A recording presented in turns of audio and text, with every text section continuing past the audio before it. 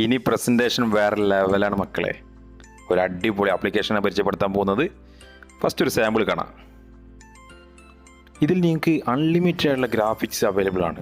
ഒരുപാട് pictures available ആണ്. Videos install ചെയ്യാൻ വേണ്ടി കഴിയും. ഓഡിയോ എഫക്റ്റുകൾ കൊണ്ടുവരാൻ വേണ്ടി കഴിയും. ഒരുപാട് ചാർട്ടുകൾ അവൈലബിൾ ആണ്. ആനിമേഷൻസ് ആണെങ്കിൽ ഒരുപാട് ആനിമേഷൻസ് അവൈലബിൾ ആണ്. തുടങ്ങി എല്ലാ ഫീച്ചേഴ്സും ഇതിലുണ്ട്. അപ്പോൾ ഒരു അടിപൊളി ആപ്ലിക്കേഷനാണ്. അപ്പോൾ നേരിട്ടിട്ട് വീഡിയോയിലേക്ക് കടക്കാം.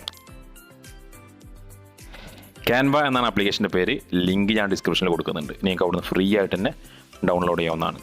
അപ്പോൾ ഇതൊരു ഡിസൈൻ ആപ്ലിക്കേഷനാണ്. എല്ലാ ഡിസൈൻ വർക്കിലും ചെയ്യാൻ വേണ്ടി കഴിയും. അപ്പോൾ ഇന്നത്തെ വീഡിയോയിൽ ഞാൻ പറയാൻ പോകുന്നത് പ്രസൻറ്റേഷൻ സ്ലൈഡുകൾ എങ്ങനെ ക്രിയേറ്റ് ചെയ്യുക എന്നുള്ളതാണ്. അപ്പോൾ പ്രസൻറ്റേഷൻ സ്ലൈഡിൻ്റെ സെക്ഷനിലേക്ക് പോയി കഴിഞ്ഞാൽ നിങ്ങൾക്ക് അവിടെ അൺലിമിറ്റഡ് ആയിട്ടുള്ള ടെംപ്ലേറ്റുകൾ കാണാൻ വേണ്ടി കഴിയും. അപ്പോൾ നിങ്ങളെ പ്രൊജക്റ്റിന് നിങ്ങളെ പ്രസൻറ്റേഷന് സ്യൂട്ടബിൾ ആയിട്ടുള്ള ഏതെങ്കിലും ഒരു ടെംപ്ലേറ്റ് നിങ്ങൾ എന്ത് ചെയ്യുക, ഫസ്റ്റ് സെലക്ട് ചെയ്യുക. അപ്പോൾ ഞാൻ ഇന്നിവിടെ ഫോട്ടോസിന്തസിസ്, അപ്പോൾ അതുമായിട്ട് ബന്ധപ്പെട്ട് എനിക്ക് തോന്നിയ ഒരു ടെംപ്ലേറ്റാണ് സെലക്ട് ചെയ്തത്. ഈ ടെംപ്ലേറ്റ് സെലക്ട് ചെയ്യാതെ നിങ്ങൾക്ക് ചെയ്യാവുന്നതാണ്. അപ്പോൾ ഇതിൽ ഈ ടെക്സ്റ്റ് എഡിറ്റ് ചെയ്യണമെങ്കിൽ ഡബിൾ ടാപ്പ് ചെയ്യുക, ഡബിൾ ക്ലിക്ക് ചെയ്യുക. അപ്പോൾ നിങ്ങൾക്ക് ആ ടെക്സ്റ്റ് എഡിറ്റ് ചെയ്യാൻ വേണ്ടി കഴിയും. ഇനി ആ ടെക്സ്റ്റ് നിങ്ങൾ സെലക്ട് ചെയ്യുകയാണെങ്കിൽ ആ ടെക്സ്റ്റിൻ്റെ എഡിറ്റ് ടൂൾ ബാർ താഴെ നിങ്ങൾക്ക് കാണാൻ വേണ്ടി കഴിയും. എഡിറ്റ്, ഡിലീറ്റ്, ദെൻ ഡ്യൂപ്ലിക്കേറ്റ്, അങ്ങനെ ഒരുപാട് ആ ടെക്സ്റ്റുമായിട്ട് ബന്ധപ്പെട്ട എല്ലാ എഡിറ്റബിൾ അതായത് ടൂൾ ബാറുകളും നിങ്ങൾക്ക് താഴെ കാണാൻ വേണ്ടി കഴിയും. ട്രാൻസ്പെറൻസി ആയാലും ടെക്സ്റ്റ് സ്റ്റൈൽ ആയാലും സൈസ് ആയാലും നിങ്ങൾക്ക് എന്തെങ്കിലും പെർട്ടിക്കുലർ ആനിമേഷൻസ് കൊടുക്കണമെങ്കിൽ അങ്ങനെ എന്ത് വേണമെങ്കിൽ നിങ്ങൾക്ക് ചെയ്യാവുന്നതാണ്. അപ്പോൾ ഞാനിപ്പോൾ ഒരു സാമ്പിളായിട്ട് അതിൻ്റെ സ്റ്റൈൽ എങ്ങനെ മാറ്റുക എന്നുള്ളതാണ്. അപ്പോൾ സെലക്ട് ചെയ്യുക, ടെക്സ്റ്റ് സ്റ്റൈലിൽ പോവുക. അപ്പോൾ ഇതിൽ ഒരുപാട് സ്റ്റൈലുകൾ അവൈലബിൾ ആണ്. അപ്പോൾ ഈ ഒരു ക്രൗൺ ഇട്ട, അതായത് യെല്ലോ കളർ ക്രൗൺ ഉള്ളത് നിങ്ങൾ യൂസ് ചെയ്യാൻ വേണ്ടി കഴിയില്ല. അത് പെയ്ഡായിട്ട് പൈസ കൊടുത്തിട്ട് നിങ്ങൾ യൂസ് ചെയ്യണം. ഇപ്പോൾ തൊട്ട് താഴെ ഞാൻ ഡിലീറ്റ് ചെയ്തു, എനിക്ക് വേണ്ടാത്തതുകൊണ്ടാണ്. ഇനി സ്ലൈഡ് സെലക്ട് ചെയ്യുകയാണെങ്കിൽ താഴെ വരുന്ന ഓപ്ഷൻസ് നോക്കുക. റീപ്ലേസ്, ഡിലീറ്റ്, കളറ്, ദെൻ ടൈമിന് സെക്കൻഡ്. അപ്പോൾ നിങ്ങൾക്ക് ഇത് റീപ്ലേസ് ചെയ്യണം. എന്തെങ്കിലും പിക്ചർ നിങ്ങൾക്ക് മാറ്റണം. പിക്ചർ മാറ്റങ്ങൾ റീപ്ലേസിൽ പോവുക. ദെൻ എന്ത് ചെയ്യുക, നിങ്ങൾ ഫോണിലുള്ളൊരു വീഡിയോ അല്ലെങ്കിൽ വീഡിയോ ആവാം, അല്ലെങ്കിൽ ഫോട്ടോ ആവാം, നിങ്ങൾക്ക് അപ്ലോഡ് ചെയ്തിട്ട് യൂസ് ചെയ്യാവുന്നതാണ്. പിന്നെ അതുപോലെ തന്നെ കളർ നിങ്ങൾക്ക് പ്ലെയിൻ ആയിട്ടുള്ള സ്ലൈഡിൽ മാത്രമാണ് കളർ കൊടുക്കാൻ വേണ്ടി കഴിയുള്ളൂ. ഇനിയുള്ള കാര്യമാണ് നിങ്ങൾ ശ്രദ്ധിക്കേണ്ടത്, ആ ടൈമിലുള്ള സെക്കൻഡ് എന്നുള്ളത്. അപ്പോൾ ഇത് വീഡിയോ ഫോർമാറ്റിലാണ് ഇതിൻ്റെ ഔട്ട്പുട്ട് നിങ്ങൾക്ക് കിട്ടുക. അപ്പോൾ വീഡിയോ ഫോർമാറ്റ് കിട്ടുമ്പോൾ ടൈമിന് വളരെ ഇമ്പോർട്ടൻ്റ്. അപ്പോൾ എത്ര ടൈമിന് നിങ്ങൾക്ക് വേണം ആ സ്ലൈഡ് നിങ്ങൾക്ക് പ്രസൻറ്റ് ചെയ്ത് തീരാൻ എത്ര ടൈം വേണം, ആ ടൈമിന് നിങ്ങളോട് കൊടുക്കണം. 10 സെക്കൻഡ്, 20 സെക്കൻഡ് എത്രയാണ് വേണ്ടതെന്നുള്ളത് നിങ്ങൾ ഇവിടെ തന്നെ പ്രൊവൈഡ് ചെയ്തിരിക്കണം. എങ്കിൽ മാത്രമാണ് ഔട്ട്പുട്ട് വരുമ്പോൾ നിങ്ങൾക്ക് പ്രസൻറ്റേഷൻ കുറച്ചും കൂടി എളുപ്പമാവുള്ളൂ.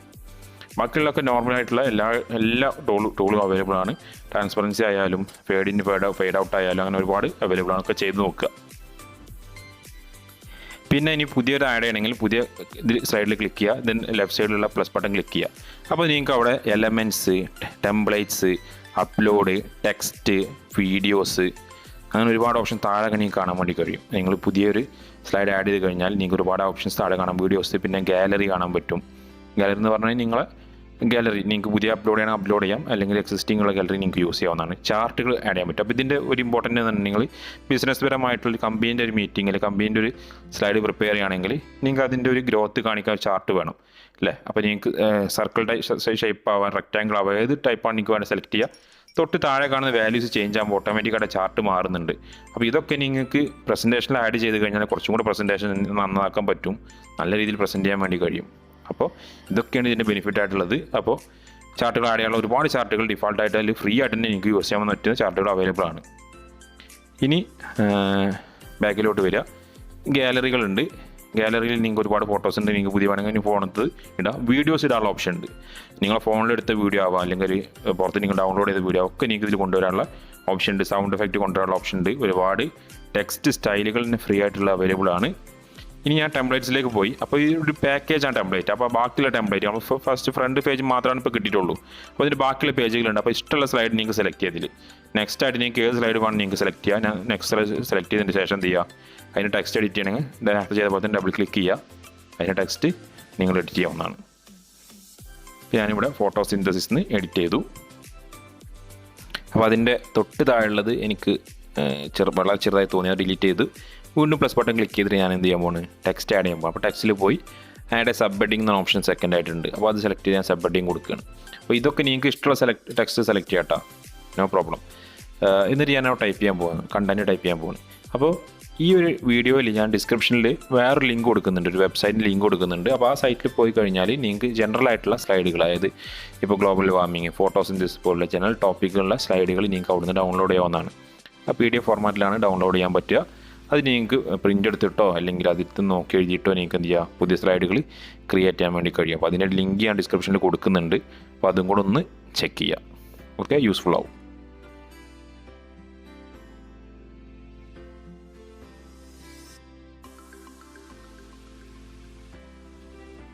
ഇനി ഞാൻ എല്ലാ ടെക്സ്റ്റുകളും കഴിഞ്ഞതിന് ശേഷം അതിൻ്റെ ടെക്സ്റ്റിൻ്റെ അറേഞ്ച്മെൻ്റ് എല്ലാം ചെയ്തു.